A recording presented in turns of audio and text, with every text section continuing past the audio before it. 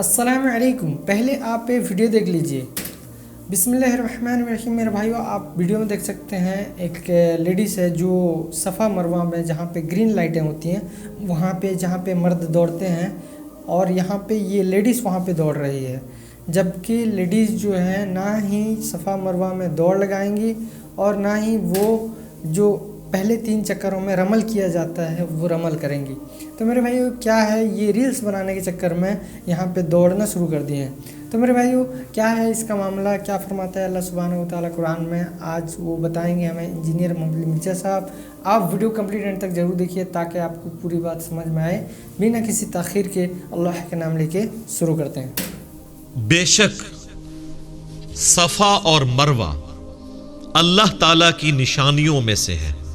یہ 2 پہاڑیاں آج بھی مکے کے اندر موجود ہیں، اور حج اور عمرے کے دوران جب بھی سعی کی جاتی ہے تو صفا مروہ کے درمیان 7 چکر کاٹے جاتے ہیں.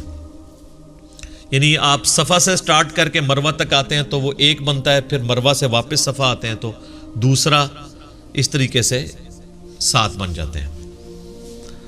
اور مشرکین عرب کے ہاں چونکہ جو ابراہیمی طریقہ تھا حج کا وہ ٹوٹی پھوٹی فارم میں موجود تھا، تو وہ بھی صفا مروہ کی صحیح کیا کرتے تھے.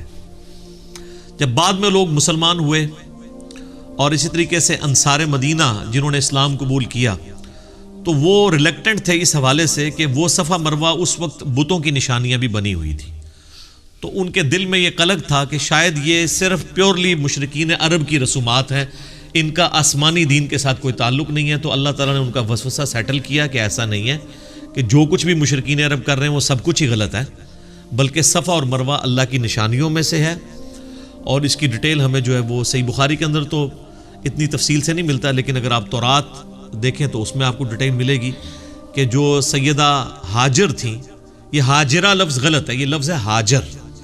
سیدنا ابراہیم علیہ السلام کی جو دوسری بیوی تھی جن سے اسماعیل علیہ السلام پیدا ہوئے، انہوں نے یعنی اپنے بچے کے غم کے اندر صفا سے لے کے مروہ تک ان کے لیے پانی جب تلاش کیا اور کئی 1 چکر کاٹے، اور پھر اللہ تعالیٰ نے حضرت اسماعیل علیہ السلام کے پاس ایک پانی کا چشمہ جاری کر دیا، تو اسی کو زمزم کہا گیا.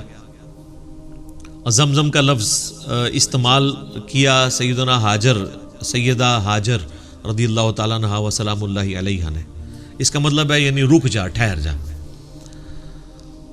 تو ان کی اس یاد کے اندر اللہ تعالیٰ نے اس کو یعنی حصہ بنا دیا عمرے اور حج کا، صفا مروہ کی سعی کرنے کو.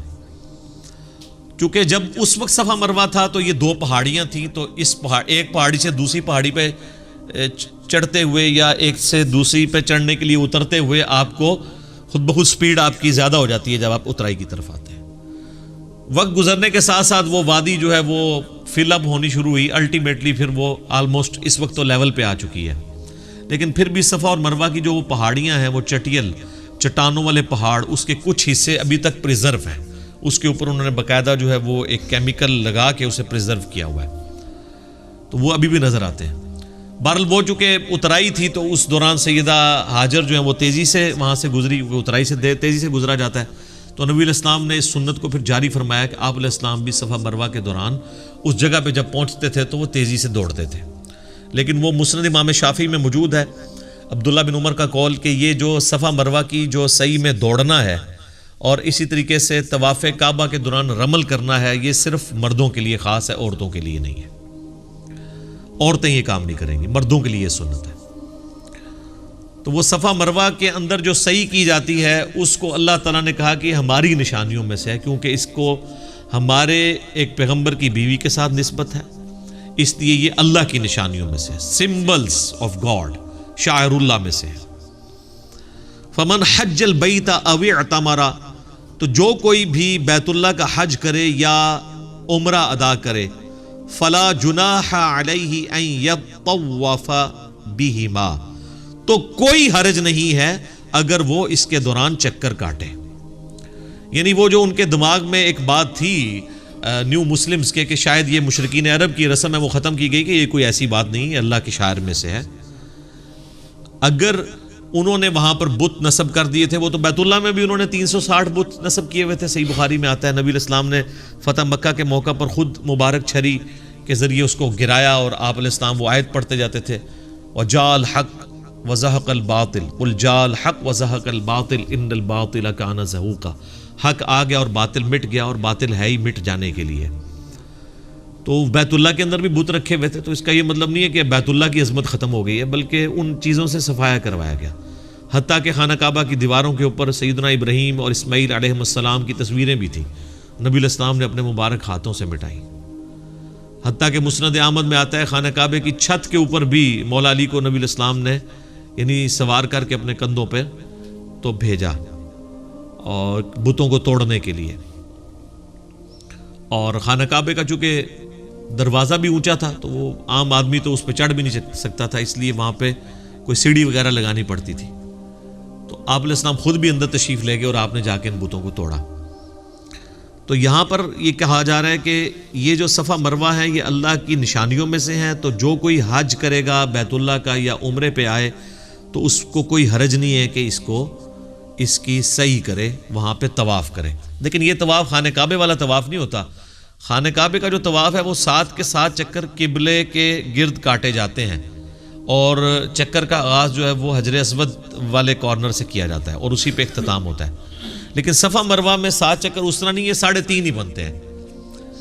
صفا سے مروہ 1, مروہ سے صفا 2, پھر صفا سے مروہ 3 اور پھر مروہ سے صفا 4. اس طریقے سے یہ آلموسٹ 3.5 چکر بنتے ہیں.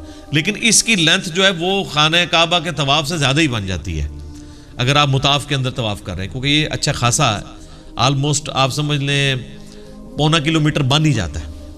لیکن انہوں نے اس کو آلموسٹ چکر کی فارم میں اس طرح کیا ہوا ہے کہ جانے اور آنے کا راستہ الگ کیا ہوا ہے تاکہ وہ آپس میں کوئی ہرڈل بھی نہ ہو. اب تو ماشاءاللہ ایئر کنڈیشن ہے, حالانکہ ابھی بھی کئی لوگ موجود ہیں جنہوں نے آج سے 40-50 سال پہلے حج کیا تو وہ باقاعدہ چھتریاں لے کے صفا مروہ کی صحیح کرنی پڑتی تھی, دھوپ پڑتی تھی.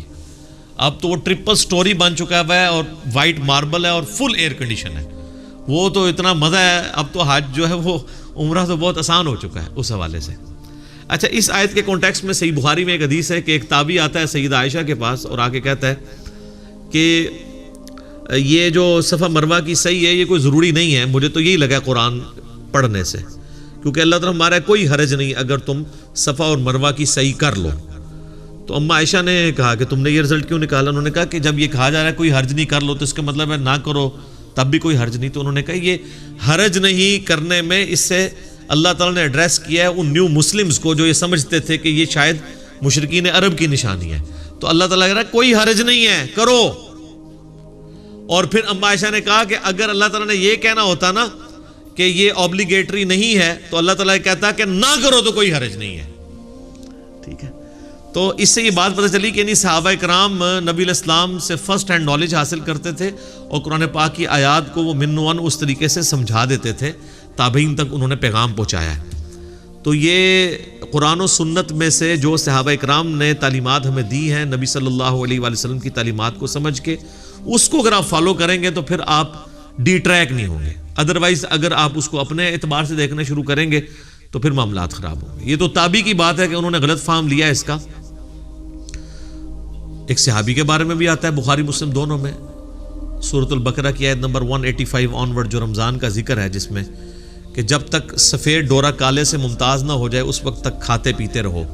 تو انہوں نے اپنے تکیے کے نیچے سفید اور کالے رنگ کے 2 دھاگے رکھ لیے ہوئے تھے اور وہ اندھیرے میں چیک کرتے رہتے تھے جب تک وہ دونوں کا رنگ ایک دوسرے سے ممتاز نہیں ہوتا تھا اس وقت سحری کرتے تھے.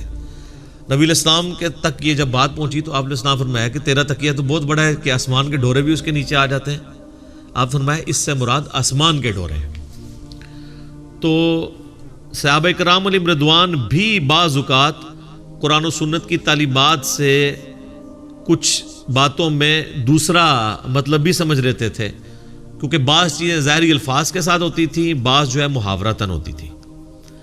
لیکن یہ کہیں نہیں قرآن و سنت میں آتا ہے کہ نہ کوئی بات ترجمے میں بیٹھ رہی ہو نہ محاورے میں کوئی گل وچ کوئی اور ہی نکال لی جائے. یہ کام کہیں بھی نہیں ہوتا, کیونکہ اہل تصوف کا یہ کہنا ہے کہ جو ظاہری الفاظ ہیں ان کو فالو نہیں کرنا ہوتا, باطنی الفاظ کو دیکھنا ہوتا ہے اس کے اندر جو چھپے ہوئے ہیں, اور ان کے باطنی الفاظ بالکل اس کے الٹ ہوتے ہیں. یہاں پہ جتنی بھی مثالیں الٹ نہیں نکل رہی, دو فارمز بنتی تھی ان میں سے ایک آ گئی. یعنی کہا جائے کہ سفید اور کالے ڈورے کو الگ کرو تو ظاہر ہے کہ ایک ڈورا یہ ہو سکتا تھا کہ دو دھاگے ہوتے سفید اور کالے اور دوسرے آسمان کے. یہ تو نہیں ہے کہ اس سے کوئی اور رزلٹ نکال لیا انہوں نے کہ سورج جو ہے وہ جب نصف النہار تک پہنچ جائے اس وقت تک کھاتے پیتے رہو. یہ تو رزلٹ نہیں نکلتا اس میں سے. صوفیاء اسی قسم کے رزلٹ نکالتے ہیں کیونکہ وہ ایاک نعبد و ایاک نستعین سے بابوں کو پکارنا بھی نکال لیتے ہیں, بالکل اپوزٹ. ادھر بھی آپ دیکھ لیں کہ اگر اس صحابی نے رزلٹ نکالا کہ کوئی حرج نہیں اگر صفا و مروہ کی صحیح کر لو, تو یہ رزلٹ بھی بن سکتا تھا کہ اللہ طرف ہمارا کہ کر لو تو کوئی حرج نہیں ہے, تو امپلائڈ ہے نہ کرو تو کوئی حرج نہیں ہے.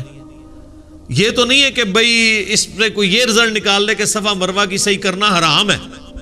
یہ تو رزلٹ نہیں نکلے گا, دونوں طرف نکل آتا ہے. اس اعتبار سے بھی کہ اگر کوئی کر لیتا ہے تو کوئی حرج نہیں, کوئی نہیں کرتا تو کوئی حرج نہیں. لیکن سیدہ عائشہ نے کہا یہ حرج سے مراد وہ والا حرج تھا, یہ کرنا ضروری ہے. تو یہ معنی بھی بن سکتا تھا. یہ لوگ بالکل اپوزٹ مطلب نکالتے ہیں اور کہتے ہیں باطنی الفاظ ہوتے ہیں. قرآن و سنت میں نبی علیہ السلام نے جو صحابہ کرام کے ذریعے تعلیمات امت تک پہنچائی ہیں, اگر کہیں پہ کنفلکٹ آئے گا تو ان کے اقوال کی روشنی میں دیکھا جائے گا, نہ کہ بزرگ بابوں کے. اب اگر کوئی کہے کہ جی صحابہ کرام کا ہم نے فارم نہیں دیکھنا, ہم نے اپنے بزرگوں کا, اپنے علماء کا, اپنے پیروں کا, اپنے صوفیاء کا, اپنے مفسرین کا, اپنے جو ہے وہ ائمہ کا دیکھنا ہے, اور نبی علیہ السلام کو, صحابہ کو اور اہل بیت کو چھوڑ دینا ہے, تو پھر اس کا مطلب ہے جن کے پاس فرسٹ ہینڈ نالج تھا وہ تو آپ کو سپورٹ نہیں کر رہے. پھر ہم بالکل آپ کو ٹھیک کہہ رہے ہیں نا کیا, کہ مرنے سے پہلے ہے مسلمان کر لے اس پہ غور. کتابوں کا خدا اور ہے, بابوں کا خدا اور, صحابہ کا خدا اور ہے, بابوں کا خدا اور, اہل بیت کا خدا اور ہے, بابوں کا خدا اور کتابوں کا جہاں اور ہے, اور بابوں کا اپنا ہی ایک جہاں اور ہے. وکھرے اپنے جہاں میں ایک جہاں ہوتا ہے. ٹھیک ہو گیا جی. تو یہ اس بات کا ثبوت ہے کہ صحابہ کے فہم کے ساتھ ہم نے کتاب و سنت کو لے کے چلنا ہے. تو میرے بھائی امید ہے کہ آپ کو یہ بات سمجھ میں آئی ہوگی اور ویڈیو پسند آئی ہوگی. اگر بات سمجھ میں آئی, ویڈیو پسند آئی تو لائک اور شیئر ضرور کیجیے, اور ہمیں سپورٹ کرنے کے لیے سبسکرائب ضرور کیجیے. اور وہ جو عورت جو ہے ریلز بنا رہی تھی دوڑ کے, بھاگ کے, وہ بھی ایک پاک جگہ میں جا کے, اس کے بارے میں آپ کیا کہتے ہیں؟ اور میں نے ایک اسکالر کو سنا تھا جو یہ بتاتے تھے کہ یہ جو بیگ لٹکاتے ہیں عورتیں, وہ بھی نہیں لٹکانا چاہیے عبایا کے اوپر. ان کو چاہیے اگر کوئی چھوٹا بیگ ہے تو وہ عبایا کے اندر لٹکا سکتا ہے, کیونکہ وہ عبایا کے اوپر لٹکانے میں تو عورتوں کا جو زینت جو ہے وہ ظاہر ہوتا ہے. تو میرے یہاں پہ وہ بیگ لٹکائی ہوئی ہے اور دوڑ رہی ہے ایک پاک جگہ میں جہاں پہ دوڑنا منع ہے عورتوں کے لیے, خاص کر کے ان کی زینت ظاہر نہ ہو جائے. تو میرے بھائیو آپ کیا کہتے ہیں ایسے عورتوں کے بارے میں جو جا کے وہاں پہ ریلز بنواتی ہیں, ایسے کرتی ہیں؟ آپ ہمیں کمنٹ کر کے ضرور بتائیے. ملتے ہیں نیکسٹ ویڈیو میں انشاءاللہ. السلام علیکم ورحمۃ اللہ وبرکاتہ. میں جو اسکالر کا بات کر رہا ہوں ان کا نام میں بھول رہا ہوں, میں ان کا پکچر یہاں پہ لگا دوں گا. تو ملتے ہیں نیکسٹ ویڈیو میں انشاءاللہ. السلام علیکم ورحمۃ اللہ وبرکاتہ.